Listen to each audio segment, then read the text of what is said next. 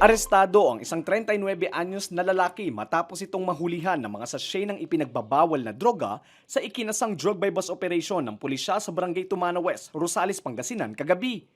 Kinilala ang sospek na residente rin ng nasabing lugar. Inaresto ang sospek matapos itong magbenta ng isang pakete ng umani shabu sa isang pulis na nagpanggap na poser buyer.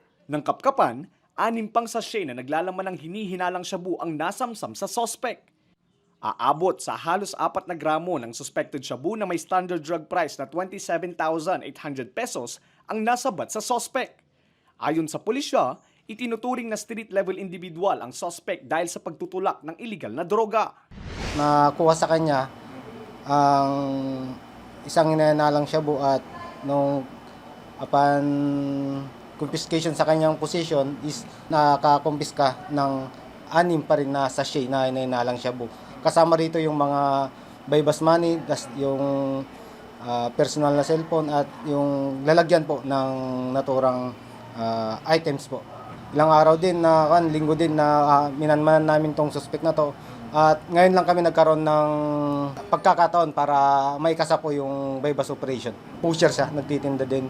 At ang sabi niya, nearby municipalities siya kumukuha. Mga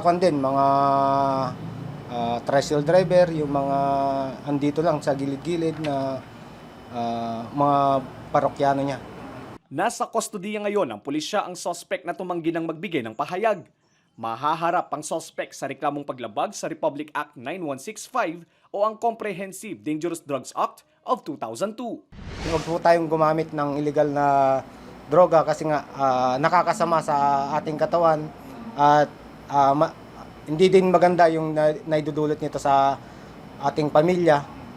Lalo't lalo na pag nakagamit ka, hindi mo na alam kung ano yung mga possible na ginagawa mo. Nawawala na lang landas.